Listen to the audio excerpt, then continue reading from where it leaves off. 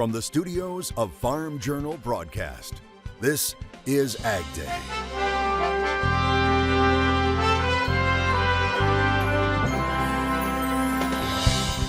Plugged into the latest technology. This is the first one at a university. How Midwest ag students are getting a hands-on experience with a tractor that's all hands-off. This must stop. One European leader's message to Russia about the need to move ag products through the Black Sea. And the center of the country also at the center when it comes to drought. We've kind of been front and center of the dry weather. How that's impacting a whole lot more than just corn and soybeans right now on AgDay. AgDay, presented by Pioneer. What's next happens when blood, sweat, and tears meet rain, wind, and sun. Pioneer. What's next happens here. Good morning, I'm Clinton Griffiths. Almost half of the nation's corn crop is now in drought, but that's not all. Dry conditions are also impacting other key crops, and that in turn is impacting livestock. For example, right now, 37% of the nation's hay crop is in an area experiencing drought, and that includes several of the major growing areas, including Nebraska, Kansas, and Missouri. So it certainly is. When you look at Missouri in particular, we're down in hay production in 2023. Other states have recovered. Some of the states that had more of a drought issue in 2022 than this year. But we've kind of been front and center of the dry weather that's hurt pastures and hay and ponds. So it's certainly affecting the cattle industry. And there's concern those tight hay supplies could lead to further liquidation of cattle in the state. It sure seems like to me that's where we're headed. And it's almost every segment of the industry that we could see that consolidation, all the way from the cow-calf level, all the way to processing and to retailers at the end of the day. More consolidation ahead, as this is an industry that you got a number of participants along the way that need to coordinate, and sometimes that concentration or consolidation, I think, helps with the coordination along the chain. Right now, 44% of the cattle inventory is in an area of drought. That's the highest percentage since the start of the season in late April. Hurricane Lee over the weekend churning through the Atlantic as the season's first Category 5 storm. Forecasters saying on Friday that while the hurricane is incredibly powerful, its wind field is not particularly large. Dangerous surf and rip currents starting to hit along the U.S. East Coast yesterday. Lee is the 12th named storm of the Atlantic hurricane season, which runs through the end of November. Finally, over the weekend, though, the Corn Belt saw some more moisture, including states like Iowa and Nebraska. Meteorologist Matt Engelbrecht joins us. And Matt, will these cooler, wetter conditions be sticking around? Yeah, the big question is, so what kind of combination are we going to get into next week? Cooler than average temperatures, wetter than normal conditions. We'll start off with the temperature outlook September 13th to the 17th. And this is something that we talked about last week. We're starting to see more extremes show up in these outlook maps. So we're seeing troughs dig deeper down to the south and ridges develop more to the north. But it's going to be, I wouldn't say completely equal. We're actually just seeing more of that jet stream dipping down than we did all summer long. And with that, we also get pockets of some dry or drier than normal locations. This is September 13th to the 17th, and then wetter than average. But we got them kind of matched up right against each other. Another really big signal that that jet stream starting to get into fall mode, where we get troughs digging in and across the United States. Go ahead, take a look at your screen here. Now, this is something that we all want to see at some point. Not one rainbow, but two rainbows, a double rainbow. And Corey couldn't get into his field there in Rockland, Idaho, but he says no worries. It made for this very cool picture. Check that out, a double rainbow. Interesting thing, the top rainbow, the colors are actually reversed. So you got, again, nice little science behind that too. We'll talk more about your temperature forecast, precip forecast coming up in a bit. We've just wrapped up another marketing year for grains, and when it comes to corn, it looks like things are running a bit behind. Ag economist Ben Brown of the University of Missouri tracking those numbers. He says for corn, we're finishing up the marketing year about 11% behind on new crop sales. That's compared to last year.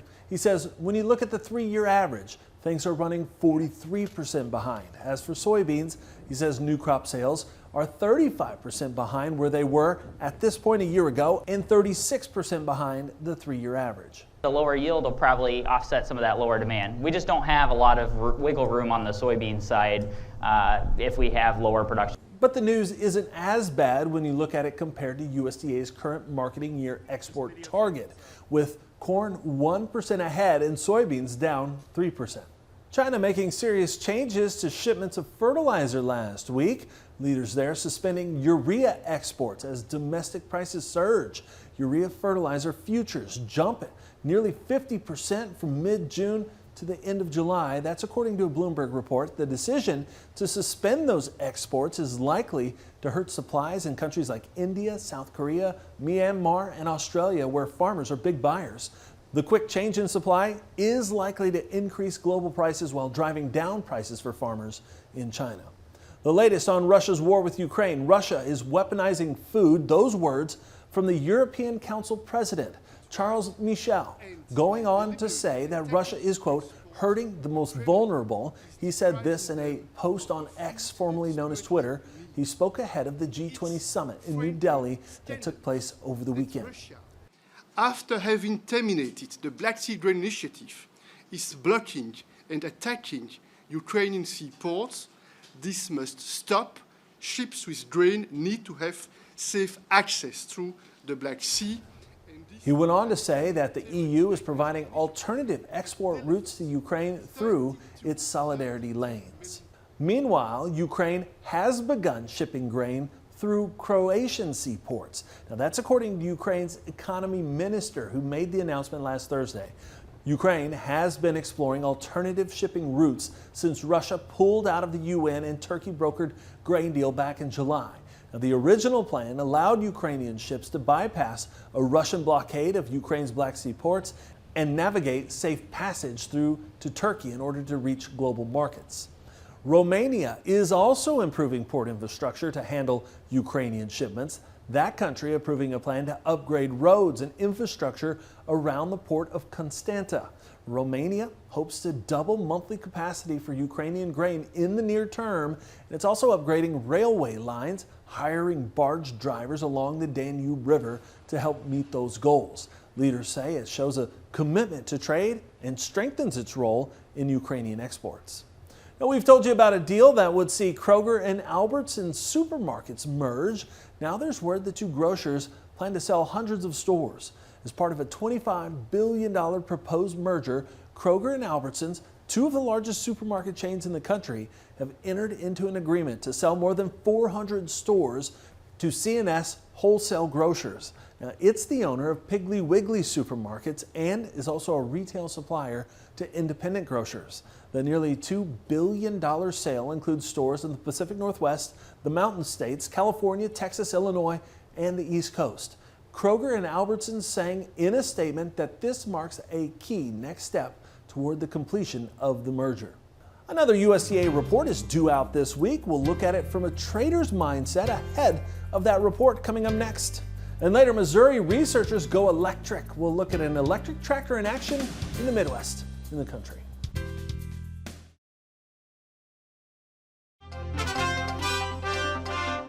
The Kansas City Federal Reserve says farm debt continues to rise, but farmers are still making their payments. In its latest report, economists show that farm debt is rising, especially non-real estate loans. It says outstanding ag loan balances at commercial banks jumped by 5%. However, delinquency rates fell for the third consecutive year, now the lowest rate since 2010. The report says that ag credit conditions are strong despite recent moderation in the farm economy. It does expect these good conditions to carry through 2023. Now, there are worries about softening farm incomes, leading to lower repayment rates along with higher interest rates as farmers lean on cash reserves to reduce loan costs. Commodity markets were mostly mixed on Friday. This week, traders are looking ahead to another USDA supply-demand report. Michelle Rook has a preview with Blue Reef Agri-Marketing's Chip Nellinger in today's Markets Now. Welcome to Markets Now. Chip Nellinger, Blue Reef Agri-Marketing, joining us. And Chip, as we start moving into the September WASDE report, let's talk about what we need in the soybean market in terms of yield to get back above the $14 mark or to exceed that level. sub 50? Is that what you're thinking? Yeah, I think sub 50, if you see that, is really going to shock the market and probably, skyrocket us well north of the recent highs and maybe be challenging the $15 mark, by mid-September. I think more important is the trend and what the evidence from the field suggests. Now we're coming into the end of the growing season here on the dry side and on the hot side. And so it's an argument that we're not adding to the yield out there in corn or beans. We're actually taking away from it. So I think it's number one, the sheer number. If it's 50 or below, I think that's wildly bullish to beans. But if it's a fairly healthy cut, I think it gets the market thinking, hey, the USDA has a couple more cracks at this, and the trend is for lower, and typically that means they're going to continue to lower that in the October and January reports as well. So it's the trend, and as well as the magnitude of the cut. If it's 50 or below beans, I think it's wildly bullish. I think it probably needs to be 173-ish in corn to give us a little better support and ideas that maybe that's going to eventually end up near 170. All right, but even if we get 170, will USDA just adjust the demand side of the picture and it becomes a net sum game? They will. They'll start to, right? I mean, I think that's a valid argument in the bear camp is corn demand's too high. But with that being said, they don't just cut 300 or 400 million bushels in one crack out of demand. So if they do come down in yield, it's unquestionable. They're going to start coming down in demand a little bit, but they usually take a measured approach of 25, 50 million bushels at a time in demand. So it still should be enough to start tightening the carryout up and to kind of get the market away from the camp that they're going to have a 2.4, 2.5 billion bushel carryout and more in the camp that maybe it's going to be closer to 2 billion, even with demand cuts going forward. So would we need to be under 170 yield on corn to get back above $5 in your mind? No, I don't. I think even at a 2.2 billion bushel carryout, we're going to trade north of $5 sometime post-harvest. I think, unfortunately, a lot of that question, the answer to that question, comes in how high do beans go and how low does wheat go? Thanks for joining us, Chip Nellinger, Blue Reef Agri Marketing. That's Markets Now, more Ag Day coming up. Farming has changed. Markets are riskier than ever. For customized, focused commodity marketing, contact Chip Nellinger or Adam Dreyer at 309-550-7213.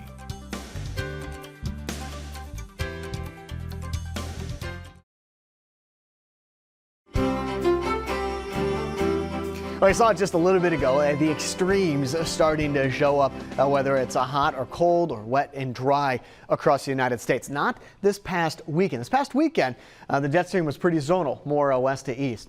This week is where we start to see that trough dig down from the south, a pocket of cool air situated right under this circle and right where that U is located. Now back out here towards the west, a little bit to the south, in and around that circle, that's where we have the best chance of some rain moving in and across the area. And that's going to be back to the west. Same situation on the right side of the jet stream, or the east side of the jet stream. This is going to open things up for some rain along the east coast. What's going to try to sneak in here, and hopefully it stays away from the United States, is Hurricane Lee. That's showing up right now in the data. Bottom right hand corner of your screen, you can see what it's doing. Now, this is not the hurricane. This is what the upper levels of the atmosphere are doing in response to that hurricane at the surface. That's what all those circles, an area of low pressure, are starting to show up in the atmosphere, specifically into the jet stream. So what does that mean for an extended forecast as we get through the rest of our Monday?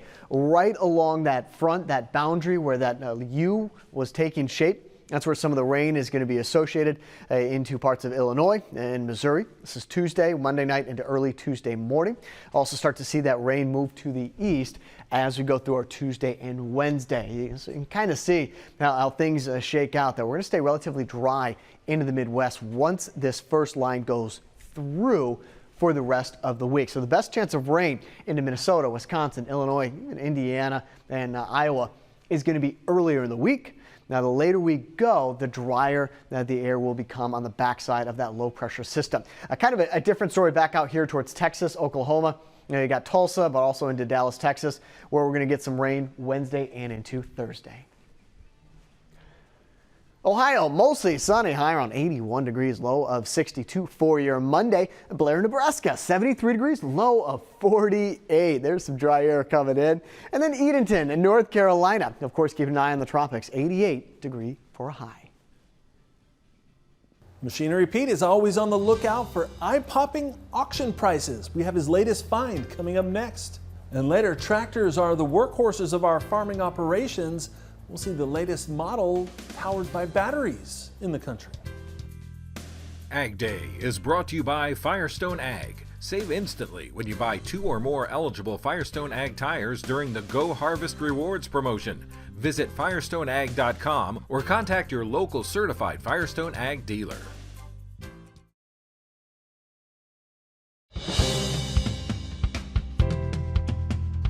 Machinery Pete is checking out prices on an Icon, an International 1086 tractor, including a couple of classics. Well, folks, I have to talk about 1086s this week. Unbelievable. I tell you what, I've been covering auctions 34 years now and compiled over 1,500 auction sale prices on International 1086 tractors. Of course, an iconic model made from 1976 to 1981. And I tell you what, in a recent 3-week span, I saw the record high auction price set 3 times on 1086s. Now, most recently, September 5th, online collector auction, Pine Island, Minnesota, from my friend Danny Anderson, known as Dirt Boys in the international collector community. And Danny actually had the very first 1086 ever made. This 1976 model, serial number 8601, only had 6,065 actual hours on it, sold for $67,650. Now, that clipped a record that had just been set August 23rd on a collector auction in Livingston, Wisconsin. Here's a picture of that one. A 1979 model, restored, interestingly with a factory narrow front, pretty cool there, and that brought $31,500. Now that one broke a record that had just been set 7 days earlier, August 16th, on a farm auction in Louisville, Ohio. Here's a picture of that one. This 1086, kind of a barn find kind of a type deal, only had 1,513 actual hours on it, and that one brought $30,800. So there you go. 3 record high auction prices set on International 1086s in a 3-week span. All right, thanks, Pete. Well, tractors are a staple on the farm. Up next, a modern machine finds its way to Missouri. A look at it in action in the country. Your next piece of equipment is on machinerypete.com. Search equipment from dealerships across the country to find what you're looking for. Only on machinerypete.com.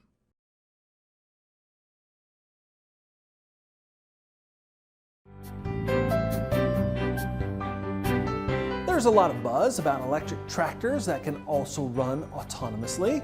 Well, Monarch tractors are currently being used in California, but until last week, you wouldn't be able to find one in the Midwest. And as Farm Journal's Tyne Morgan shows us, Mizzou scored a major victory as drivers are now optional on their research farm. This is the first one at a university, and it's also one of the first ones, if not the first one, outside of the state of California. This electric Monarch tractor is one that can also run autonomously, a potential game changer for specialty crop operations. Well, there's 2 or 3 things. Immediately, one of the programs I work with is a Sustainable Ag Research and Education program, which kind of caters to small farmers, beginning farmers, and vegetable and fruit production. And these tractors coming out of California, that's where they're mainly being implemented right now, is in some of the fruit and vegetable production. So there's a direct application there. And for the folks that are wanting to go the side of organic production, this tractor then isn't pumping out any hydrocarbon emissions as they go through their organic operation. So that's a big plus on that. The tractor will also be used as a teaching tool, driving Mizzou's program into the future. From a teaching perspective, to use the tractor in classes as showing modern, up-to-date, cutting-edge sensory technology and integration with precision ag implements, and even there's some movement also towards some of what we think of as the major equipment distributors in the Midwest are looking at similar technologies or potentially working with this company on some of it. An evolution of awareness as autonomy and electrification take root at Mizzou. Reporting from the University of Missouri in Columbia, I'm Tyne Morgan. All right, thanks, Tyne. Now, Tyne was able to check out that new electric tractor this past weekend as part of our College Roadshow tour. And this year, AgDay is hitting the road as part of that tour as well. Make sure to tune in this Friday as AgDay hits the bricks and the books and checks out Purdue University. That's all the time we have this morning. We're sure glad that you tuned in. From all of us here at AgDay, I'm Clinton Griffiths. Have a great day.